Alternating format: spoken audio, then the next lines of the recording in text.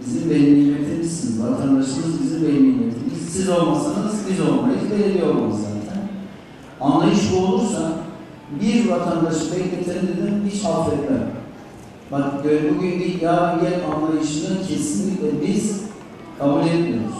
Bütçemizi de 9 kat arttırdık. Türkiye'de bu kadar bütçesini arttıran belediye yok. Şu an 830 milyon TL bütçemiz var ve hepsini de gerçekleştiriyoruz. Tamamını vatandaşımıza, milletimize hizmetlerine harcıyoruz. Bu da güzel bir şey. İnşallah sizlerin desteğiyle bunları yapmaya devam edeceğiz. Yani belediye tamamen sizin hizmetinizde. Allah razı olsun. Sizlerden memnun olalım. Coşkun abi. Yalnız bir şey rica edeceğim hocam sizden. Ben Koreştepe'de oturdum. Sembolün orada, şokun var diyeyim orada. Oralarda çok kaza oluyor. Çünkü hızlı geliyorlar. Oraya bir zahmet ve refüjlü bir şey yapabilir misin? Çünkü devamlı orada kaza oluyor. Şimdi o kararı biz vermiyoruz. Büyükşehir Belediyesi'nde Ulaşım Koordinasyon Merkezi var. Oraya dilekçe vermeniz gerekiyor. Ekip gelip inceliyor. Uygun olursa koyuyorlar. Büyükşehir'e bir dilekçe verirseniz Muhtarımızda var mı? Hiç ilgilenmiyor.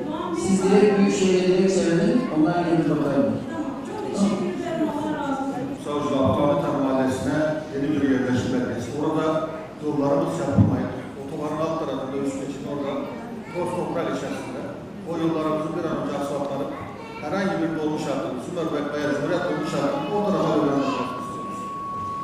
Şimdi Abdülhamit yeni mahallemiz. Evet, yeni bir yerleşim. Orada da birçok yol yapıldı aslında. Oraya yeni bir sosyal tesis yaptık, park yaptık. O üst tarafı başkanım. O yol sitesinden geçince orada bir şey var, bir köprü var, üst geçin. Orada yeni yapılan... Şöyle yapalım, bir dakika. Bir kendini göster. Asrettin Bey Başkan Yardımcımız adrese baksın, gerekenleri yapalım. Tamam. Bir görüşün. Anladım. Sayın Başkanım, gürültü ve şehrimizde hatta ulaştık bu konularda bir çalışmalarınız var. Teşekkür ederim.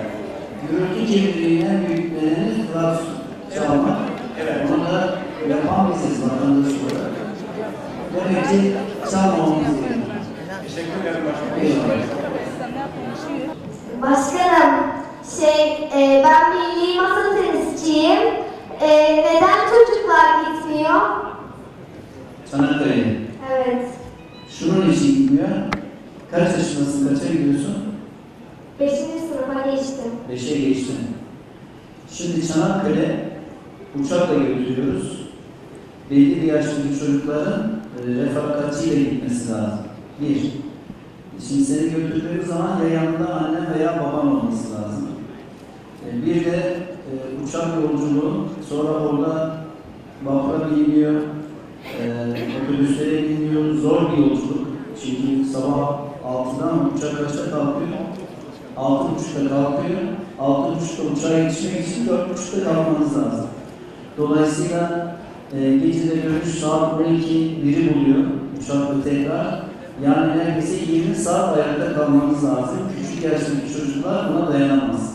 Onun için ortaokuldan liseye geçen her çocuğumuzu, lise 1'e gelen bütün çocuk gençlerimizi daha doğrusu Çanakkale'ye götürüyoruz. Sen de inşallah biz görevli olursak, sen de liseye gelirsen sen de inşallah Çanakkale'ye gidiyoruz. Beneteler Mahallesi'nden benim mahalleme göre acil uçma durumuna gelip onu elden çıkartmak istiyorum. Çünkü yıkım şeyle geldiyse onun için çekmiştim hani. Hüseyin Bey geldi mi? Erdal Bey senin adresini bir yap, Hüseyin Bey'le görüşmüş. Buyurun. Sayın Hocam, Cumhuriyet Mahallesi'ne pazar yerinin yaptığı yarım rica soracağım. Şu anda yer yok, burada sosyal tesis yapıyoruz. Cumhuriyet o yapıldı, Cumhuriyet bir salonun yanında bir arsa var. Oranın yapılacağını söylüyor. Yok. Oranın mülkiyeti bize değil, vatandaşın kendi arsası var. Belediyenin değil. Ama... Teyzem benimle beraber Çanakkale şeyine yazıldı. Evet. Onu da yaşlı diye almadılar ama kimlikte diyor teyzem yaşlı değil. Ağlayıp yatıyor. Buna bir rica ediyorum. Kaç yaşında? 60 yaşında ama kimlikte 70 yaşında gözüküyor. Şimdi şunun için bir yaş sınırlaması koyalım istedik. Bizi Evet. anlayışla karşılayacağımızı Tabii biliyorum. muhakkak onu biliyorum. Şimdi uçakla gidiliyor. Evet. Gerçi biz her uçağımızda bir doktor veya hemşire beraber götürüyoruz. Evet. Herhangi bir rahatsızlığa karşı yardımcı olsun diye. Her her uçağımızda bir tane Diyanet görevlisi götürüyoruz. Orada şehitliklerde dua etmesi için. Ama çok yaşlı olup da böyle otobüse indiğiniz zor olacak, uçağa indiğiniz zor olacak. Değil. O zaman diğer yolcularımızı, diğer vatandaşlarımızı da engellemiş olacağı için böyle bir yaş sınırlaması koyduk. Evet. O bir gelsin bir görelim. Eğer sağlığında bir sıkıntı yoksa. Spor ayakkabısı ortaokul ve lisede veriyorsunuz. Ben üniversitede 2 tane kız okutuyorum. Sizden üniversitede okuyan öğrenciler için de spor ayakkabısı rica ediyorum. Nerede okuyorlar? Büyük kızım Kahramanmaraş Sütçüman'da okuyor. Siyaset bilimi, uluslararası ilişkiler okuyor, yabancı dil. Küçük kızım da inşallah sınıf öğretmenliği. Onlara 250 TL nakdi yardım yaptık. Aldılar mı? Büyük kızım aldı, evet, küçük kızım almadı. Tamam, oradan spor ayakkabısı alabilir.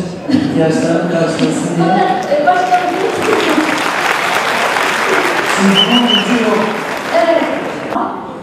Benim 6 yıldan beri annem hasta yatıyor ve size tanışmak istiyor ve gelemiyor. Bunun için sizi bir ziyaret etmenizi istiyoruz. Nerede oturuyorsun? Koneştepe'de. Tamam, adresini alsın arkadaşlar. Sadece sizden helallik almak istiyor annem. Tamam, uğrayacağız inşallah. Çok teşekkür ediyoruz. Beğendiğiniz için, katkınız için. Allah razı olsun. Yolunuz açık olsun. Sürekli vatandaşlarımızla iç içeyiz. Onların taleplerini sahada da alıyoruz. Bugün de belediyemize toplayarak bir halk günü gibi gerçekleştirdik. Ve genelde vatandaşımız yapılan çalışmalardan memnuniyetlerini, teşekkürlerini ifade ettiler. Tabii ufak tefek talepleri var. Bu belediyemizi alakadar eden konular var. Bizim dışımızdaki kurumlarla ilgili olanlar var. Onlara gerekli yönlendirmeleri yaptık. Genel olarak bir problem yok. Vatandaşımız yapılan çalışmaları takdir ettiğini, beğendiğini ifade ediyor. Biz de kendilerine duaları ve desteklerinden dolayı çok teşekkür ediyoruz.